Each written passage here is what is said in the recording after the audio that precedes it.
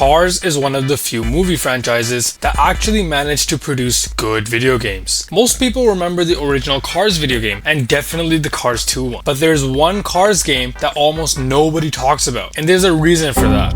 It wasn't on consoles, it never got a sequel, and today, you probably can't play it ever again. The game I'm talking about is Cars Fast as Lightning, Cars' most ambitious game ever. Released in 2014 as a mobile game with a PC port on the Microsoft Store, this game was the gateway into the Cars universe if you didn't own a console. And despite being a mobile game, it wasn't shallow at all. It had worthy progression, endless customization, and its depth went far beyond most movie tie-in video games, which makes what happened to it later pretty frustrating. At its core, Cars Fast as Lightning was a fast, arcade-style racing game, but that's only half the story. The racing was just an excuse. The real hook was the ambitions that surrounded it. Unlike every other Cars game, you don't start with Lightning McQueen. You start as a nobody, a simple rookie. The story is pretty simple. Radiator Springs is holding a contest where cars can build and showcase their unique racing tracks. Win against the final boss, and you get to progress on. Your journey begins with Todd Marcus. Then you beat Chick Hicks, then the Radiator Springs gang, followed by the tuner cars, then the World Grand Prix racers, Holly and Finn McMassal, Francesco, and only then do you get to meet the champion, Lightning McQueen. The funniest part is, as Francesco, you beat McQueen first, pushing Lightning to enter the contest himself and create his own track, with the story looping around to a rematch where Lightning takes the crown back. But the progression wasn't just unlocking cars. Every character came with their own unique track that complemented their personality. Mater takes you through Frank's Pen, Sheriff loops you around Wheelwell, and Lightning McQueen races through Willie's Butte. And if you thought your track was a bit boring, then fear not, with each track being your own personal canvas. You can add jumps, obstacles, or just simple decorations that can make your track feel alive. But all of this costs money, which brings us to what might be the best part of the game.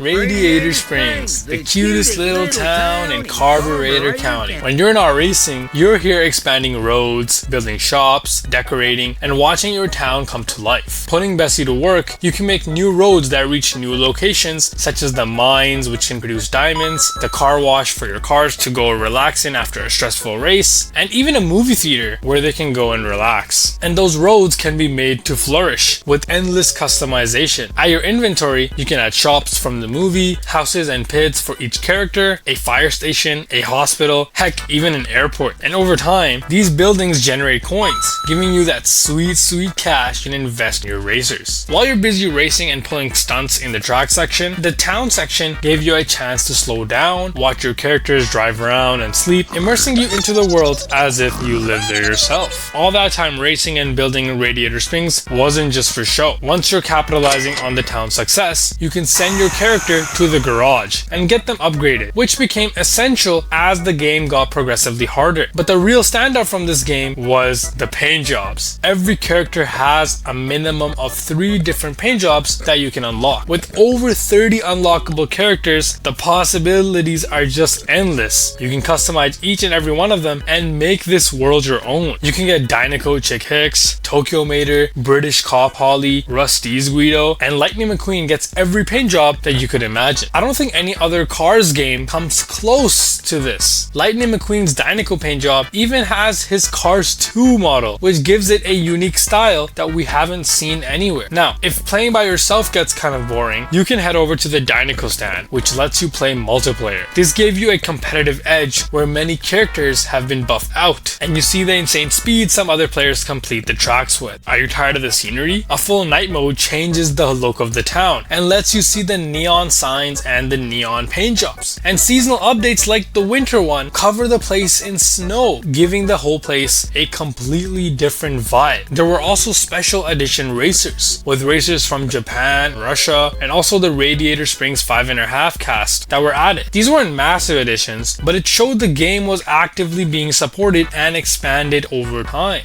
But as good as this game sounds, it had a lot of negatives, which is probably why it got lost to time. The real issues start piling up. The gameplay was very repetitive. You'd race 8 racers, earn from the town, upgrade your character, and beat the final boss, and then continue this cycle 20 times. On its own, it wasn't so bad, but the repetition became so much worse due to one simple reason.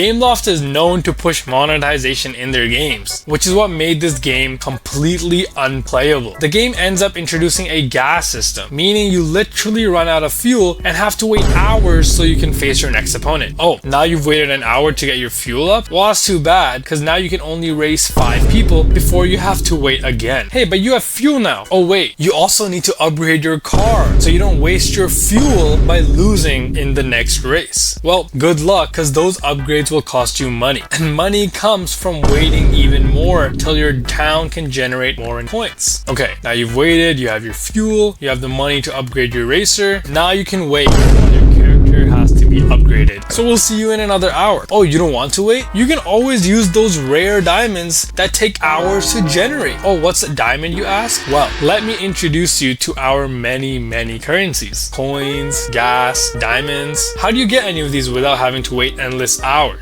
Well, let me tell you this one simple trick. You're spending money on cars fast as lightning. I told you, don't you ever buy anything without my permission, didn't I? Yeah.